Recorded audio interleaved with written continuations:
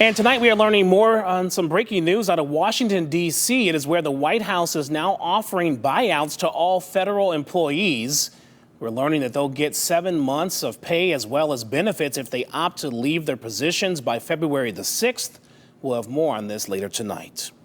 Well, hundreds of animals are living in better conditions after the Humane Society, of the United States rescued them from a farm in Ashtabula County. The owner died last month, and over several weeks, the organization helped the animals left behind in what's been called a horrific environment. News 5 investigator Jonathan Wall shows us the rescue, and a warning: footage in this story may be difficult to watch.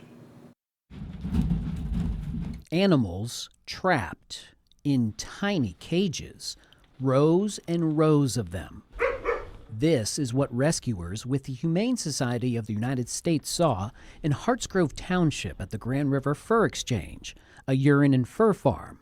Mark Finneran was there. A lot of the cages were caked with their own feces and urine and clumps of fur and just dirt and debris and just years of neglect. Mark is the Ohio State Director for the Humane Society of the U.S. that tells us 330 animals total were rescued over a number of weeks, and the operation wrapped up on January 25th. It's really unimaginable that somebody could be day in and day out operating a facility like this. The Humane Society tells us there was a wide variety of animals out here at the farm: foxes, raccoons, dog-wolf hybrids, possums, coyotes, even skunks, all in wire-bottom cages, all with little to no protection from the elements. It was a house of horrors is really the only way to put it. State records from the Ohio Department of Agriculture show in 2014 it had to remove dangerous wild animals from the farm.